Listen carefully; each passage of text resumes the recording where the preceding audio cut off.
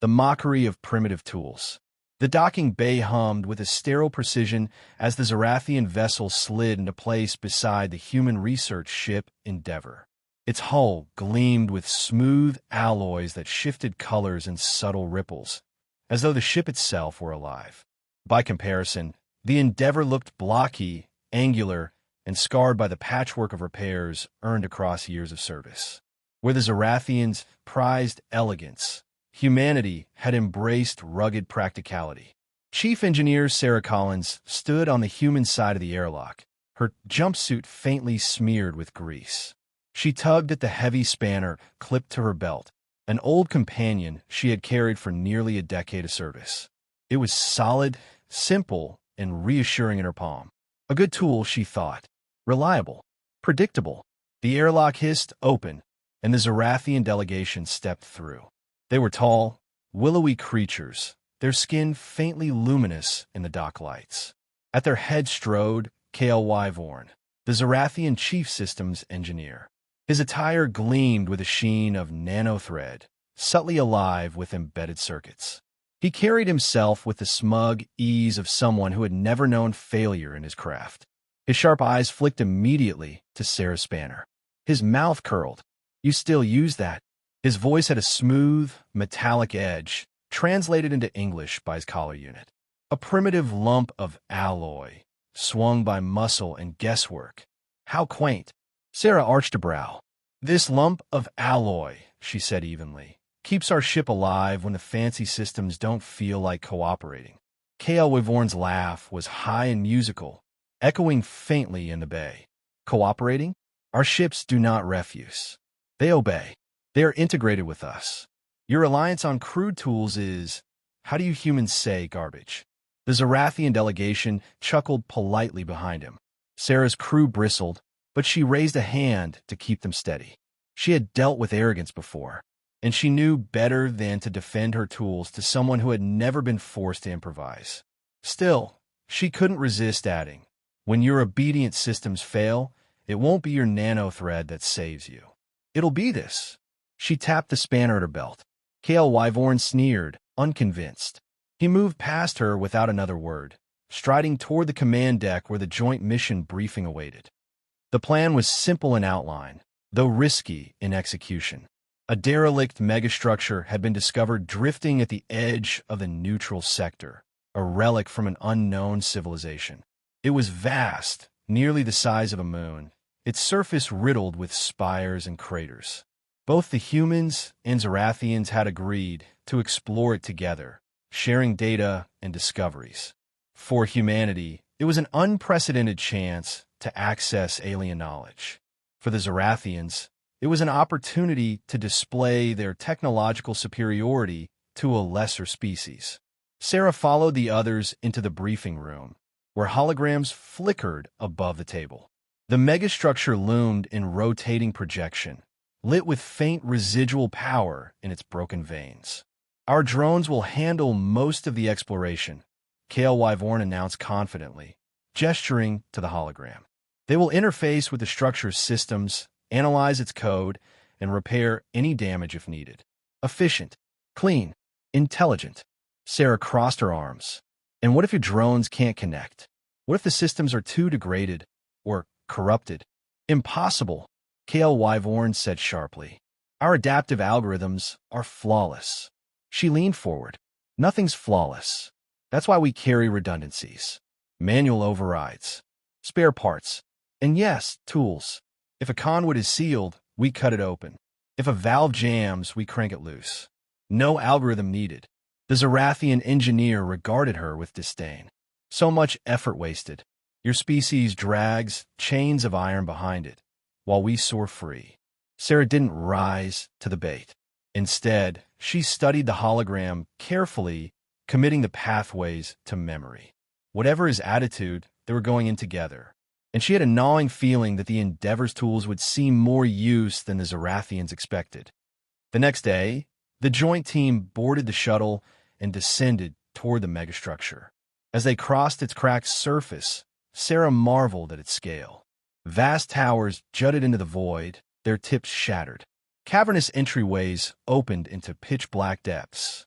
The ship trembled as it latched onto a docking collar that looked more like a fossil than machinery. Inside, the air was thin but breathable. Ancient walls hummed faintly with dying energy, casting weak pulses of light. The Zerathians released a swarm of drones, which zipped ahead like a cloud of silver insects, scanning, mapping, probing. Screens lit up with neat data streams. Sarah and her crew moved more deliberately, setting up portable lamps, testing air composition, and marking safe paths with old-fashioned beacons. Kly'vorn sneered openly at their caution. "Why crawl when you can fly?" he muttered, watching a drone phase through a sealed panel and begin its analysis. Sarah crouched beside a corroded junction box, unscrewing its bolts with her spanner. She shot him a sidelong glance. "Because when you fly blind, you crash." He smirked. "You'll see. Our way is the only way forward." Sarah tightened the last bolt and pulled the panel free. Inside, the ancient circuits were brittle and warped. She ran her fingers along them, feeling the texture, the weight, the fragility. Machines, she thought, were never immortal, not even alien ones. As the team pressed deeper into the structure, a shiver of unease passed through her. The place felt waiting, and somewhere in her gut, she knew, when things went wrong, and they always did, it wouldn't be the Zerathians' drones that held the line. It would be her spanner. When systems fail, the corridors of the megastructure stretched endlessly, ribbed with cables and half-lit conduits that pulsed like the faint heartbeat of a dying giant. Every footstep echoed, swallowed by the silence of millennia. Dust floated in the thin air, stirred by the humans' boots and the hum of Zerathian drones that hovered like gleaming metal insects. Kly'vorn walked ahead with his tablet-like console, eyes fixed on the streams of alien glyphs scrolling across it. His drones fanned out, mapping, decoding, stitching together a schematic of the place in elegant holographic threads. "See," he said, throwing Sarah a sidelong glance. "Already, we have unlocked 37% of the structure's data core. The central intelligence responds to our queries, if sluggishly. Our algorithms adapt to its protocols, reshaping the language itself." Sarah knelt by a cracked bulkhead, her lamp beam catching the web of fractures in the metal. She tightened the strap on her toolkit and drew out her spanner. "And if your drones run into a sealed chamber or a corroded lock?" she asked without looking up. "Will they charm the door open with poetry?" Kly'vorn's smirk was sharp. "Why smash when you can persuade?" Sarah braced the spanner against a rusted latch and twisted hard. The metal groaned, but gave way, opening to reveal a narrow shaft leading downward. She glanced back at her team, then at the Zerathian. Sometimes persuasion needs a little muscle. They descended into the deeper layers of the megastructure. Here the faint lights faded, replaced by shadows that swallowed the beams of their portable lamps. The drones flickered ahead, casting ghostly glimmers over walls covered in etched symbols and skeletal machinery. The deeper they went, the stranger the readings became. Radiation spikes, magnetic anomalies, energy signatures that flared and died like the last breaths of an unstable star. Sarah's crew kept up their steady pace, checking readings, logging environmental data, marking their path with chemical glow sticks. Zerathians relied solely on their drones, leaving no trail. Sarah wondered what they would do if the drones failed and navigation was needed the old-fashioned way. Then, as though the thought had summoned it, the air thrummed. A pulse rolled through the walls, vibrating the floor beneath their boots. The drones froze midair. Their lights flickered. Data streams on Kly'vorn's console collapsed into jagged static. "What?" he hissed, stabbing at the screen. No response. "They've gone blind." Another pulse surged, brighter, stronger. Sarah felt her teeth buzz. Sparks spat from the drones, which dropped like stones to the ground, twitching and smoking. All along the corridor, panels hissed open, discharging arcs of raw energy before dying in silence. Kly'vorn's face drained of color. The structure has defenses, adaptive countermeasures. It has corrupted our systems. His crew panicked, voices rising in alien syllables. Their sleek suits blinked red, life support interfaces cascading with errors. Nanotech fibers crawled uselessly along their arms, unable to interface with the environment. Their dependency on automation betrayed them in an instant. Sarah didn't hesitate. She barked orders to her team. Glow sticks every 10 meters. Lock down portable scrubbers. Reroute oxygen to manual feed. Her crew moved with the confidence of drill and practice. Valves turned. Switches clicked. Power packs were swapped out. Wiring rerouted. The humans had trained for failure because, for them, failure was inevitable. Impossible, Kly'vorn whispered. His hands shook as he stabbed at his console. Our systems are flawless. They do not collapse like this. They do not. Sarah grabbed his wrist, forcing the console down. They just did. And unless you want to suffocate in here, stop whining and move. He stiffened, offended. I will not. The alarm blared, cutting him off. A piercing shriek echoed through the corridor as pressure gauges spiked. Somewhere ahead, a plasma conduit had ruptured, flooding the passage with heat and unstable gas. Sarah swore under her breath. We'll need to reroute flow manually. She gestured to her crew. Toolkits now. Helmets sealed. Kly'vorn stared as the humans pulled out wrenches, clamps, and cutters, an arsenal of primitive tools. They rushed forward, sparks dancing around them, and set to work. Sarah dropped to her knees beside a half-fried valve assembly, her spanner biting into the wheel. She strained, muscles burning, until it budged and began to turn. The hiss of escaping gas lessened. Behind her, Kly'vorn hesitated at the sight. His drones were lifeless. His nanothread offered no answers. His algorithms had been silenced with contemptuous ease by ancient defenses. And yet, the humans, sweating, grunting, hands blackened by scorched metal, were stabilizing the system with nothing but steel and grit. For the first time, he felt the stirrings of fear. Without them, he realized he and his people were as helpless as children. The corridor filled with smoke as Sarah forced the last valve shut. Pressure readings dropped to safe levels. She ripped off her glove and pressed her bare hand to the hot metal, feeling the vibration slow to a steady hum. Alive. Stable. She looked up at Kly'vorn, who still stood frozen, staring down at her spanner as though it were some forbidden artifact. That's the thing about garbage tech, she said, wiping sweat from her brow. It doesn't break when you need it most. His lips parted, but no words came. Sarah rose, spanner in hand, and gestured down the corridor. Come on, this place isn't done with us yet. And if you want to make it out alive, you'd better start learning. For once, Kly'vorn had no sneer ready, only silence, and the faintest flicker of doubt in his proud eyes. The spanner's lesson. The heat from the ruptured conduit had barely settled when another alarm howled through the megastructure. This time, the sound was deeper, more urgent, an ancient klaxon reverberating through the walls, shaking dust from the ceiling. Sarah's crew snapped their helmets back into place, already reaching for tools. Kly'vorn staggered, his ears flattening against his skull. What now? Sarah checked her handheld reader. The display wavered, static-filled, but the numbers were enough to make her swear. Plasma regulators spiking 3 corridors down. If it blows, the whole section's going to cook us alive. Her team moved without hesitation. They sprinted into the dark, weaving between collapsed beams and cracked bulkheads, glow sticks leaving a breadcrumb trail of light behind them. Kly'vorn and his fellow Zerathians followed clumsily, their sleek suits designed for pristine ship decks, not crawling through wreckage. When they reached the regulator chamber, Sarah's worst fears were confirmed. The main valve was half-locked, its wheel fused from centuries of corrosion.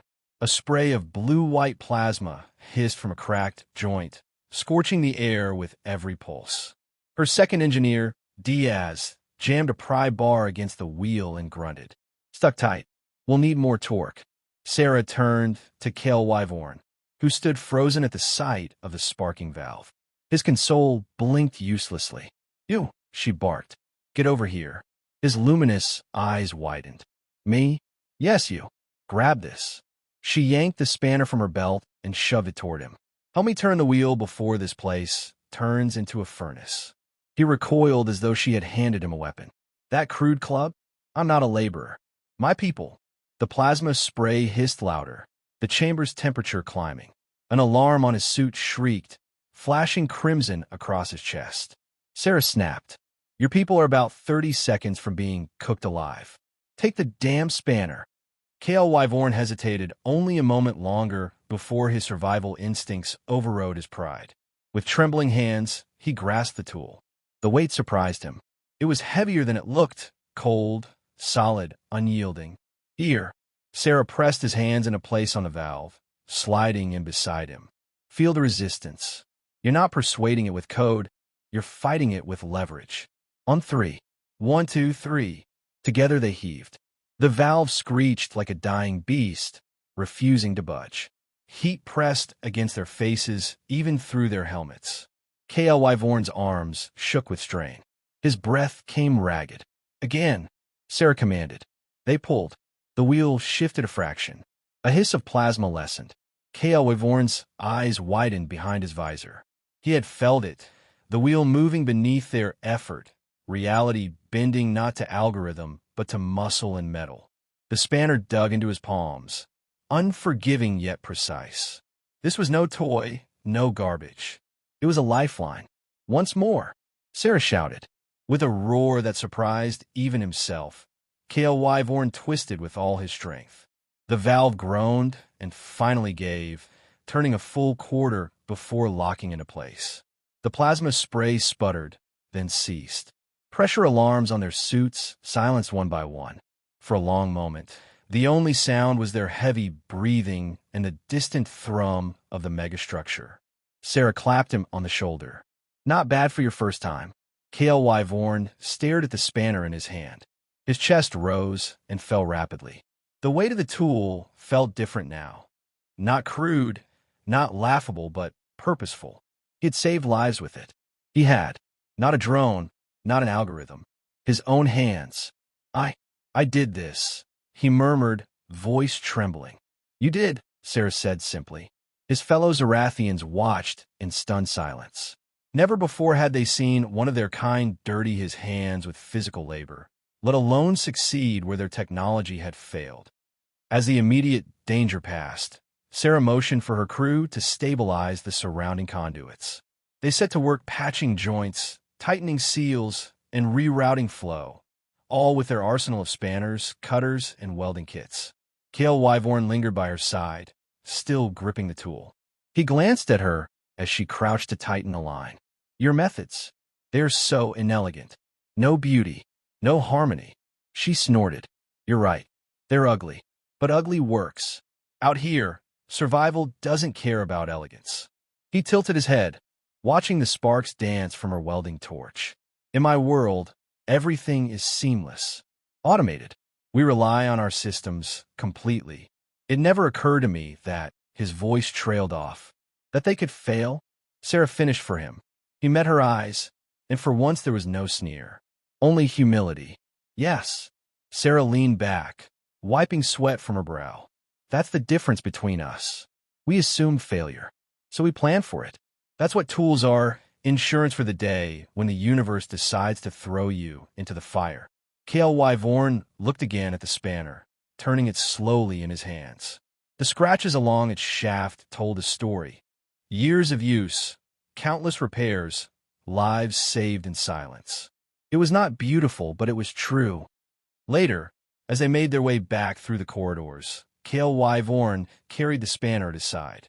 His people eyed it with confusion, even faint disgust, but he ignored them. For the first time, he understood the humans' stubborn attachment to their primitive garbage. It wasn't garbage at all. It was survival forged in steel. And deep down, Kly'vorn felt a flicker of something he had not known in years. Respect. Respect earned in steel. The deeper chambers of the megastructure pulsed with unstable energy, each vibration like the cough of a dying titan. Ancient walls groaned, shedding flakes of metal that floated in the thin air. Sarah's gut tightened with every tremor. This place wasn't just decayed, it was unraveling. Her handheld scanner crackled with static. Reactor instability, she muttered, eyes narrowing. One more surge, and this whole section collapses. Kly'vorn hovered beside her, still gripping the spanner she had forced into his hands earlier. His luminous eyes darted nervously at the flickering conduits. Collapse? You mean? Meltdown, Sarah said flatly. She turned to her crew. Diaz, Patel, you're with me. We stabilize the regulator and vent the excess. If we fail, we run like hell. The Zerathians stiffened, their sleek suits whining as they tried to reboot automated systems. None of them worked. They looked to Kly'vorn, waiting for orders. For once, he had none. His gaze flicked to Sarah, silently asking what to do. She saw the fear in him. But beneath it, something else, a hard edge that hadn't been there before. She nodded. You're with me too. They pushed into the reactor chamber. The heat was oppressive, sweat instantly slicking Sarah's skin beneath her suit. The reactor core loomed in the center, a jagged sphere of cracked alloys. Plasma bled from fissures in its casing, spraying light across the room. A tangled network of pipes and valves surrounded it, most sealed with centuries of corrosion. Sarah cursed under her breath. This thing's about to blow. Diaz pointed. Main pressure valve is locked. Needs torque to release flow. Kly'vorn swallowed. His spanner felt suddenly heavy. He stepped closer to the valve, studying its fused wheel. The hiss of plasma echoed like a predator's breath. He looked back at Sarah. She gave a grim smile. You know what to do. Together they set their tools against the wheel. Sarah braced on one side, Kly'vorn on the other. The Zerathian's hands trembled, but he tightened his grip. The spanner dug into his palms, just as it had before, cold and unyielding. On three, Sarah said. 1, 2, 3. They heaved.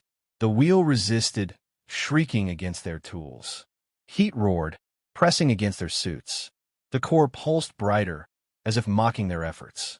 Again, Sarah shouted. Kly'vorn gritted his teeth and pushed harder. His muscles burned. His elegant suit wasn't designed for this kind of exertion, but still he fought. Every ounce of strength poured into the tool. The wheel jerked a fraction, then locked again. Diaz leapt in with a crowbar, jamming it beneath the spanner for leverage. Sarah shouted the count again. This time, with 3 of them straining, the wheel turned another notch. A vent opened above them, spewing plasma into a side channel. Pressure readings dipped slightly. It's working, Patel yelled. Kly'vorn's arms shook violently, but he held firm. His breath came ragged, sweat dripping into his eyes. For the first time in his life, survival depended on nothing but his own strength and a piece of steel. And strangely, impossibly, he felt alive. The core throbbed again, a violent surge rattling the chamber. Sparks rained down as panels blew open. Alarms shrieked. Sarah's crew worked furiously, sealing side valves and hammering clamps into place. Almost there, Sarah shouted. One more quarter turn. Kly'vorn roared, a guttural sound alien to his kind, and threw his weight into the spanner. The wheel screeched, but turned, finally snapping into full release. Vent lines roared to life, sucking plasma out of the core. The reactor's unstable glow dimmed, settling into a steady, muted pulse. Silence followed, broken only by ragged breathing. They had done it. Kly'vorn collapsed back against the railing, spanner clutched to his chest. His suit was scorched, his arms quivering, his face streaked with grime. But his eyes were alight. He looked at Sarah, all plain in his expression. We saved it. With this. He raised the spanner, reverently. A tool I mocked as garbage. Sarah crouched beside him, smiling tiredly. Not garbage. Just simple. Simple works when nothing else does. The Zerathian engineer stared at the spanner a long moment. Then, with deliberate care, he clipped it to his belt. His people gasped softly, scandalized. A chief engineer carrying a crude human tool? Unthinkable. But Kly'vorn ignored them. He stood straighter, grime-streaked and unbowed. From this day, he said, voice steady, I will never again underestimate the value of your tools or your people. The joint team, made their way back to the docking bay, leaving the reactor chamber stabilized behind them. The humans were tired, but triumphant. The Zerathians were silent, still processing what they had witnessed. At the airlock, Kly'vorn lingered. He turned to Sarah, holding out the spanner. "This belongs to you." But Sarah shook her head. "Keep it. Looks like you've earned it." Kly'vorn hesitated, then bowed slightly in Zerathian fashion. "Then I will carry it, not as a trophy, but as a reminder that even the simplest tools can hold the weight of survival." Sarah smiled. "Now you're getting it." When the Zerathians finally departed, their sleek vessel shimmering into the void, Sarah caught sight of Kly'vorn through the viewport. He stood at his station, spanner clipped to his side like a badge of honor. For once, he did not look smug. He looked wiser. And Sarah knew that somewhere in the galaxy's halls of power, when the tale of this expedition spread, humanity's reputation would grow. Not for having the most advanced technology, but for proving, once again, that when everything else fails, humans endure. With grit, with muscle, with tools that others called trash, and with spanners that never let them down.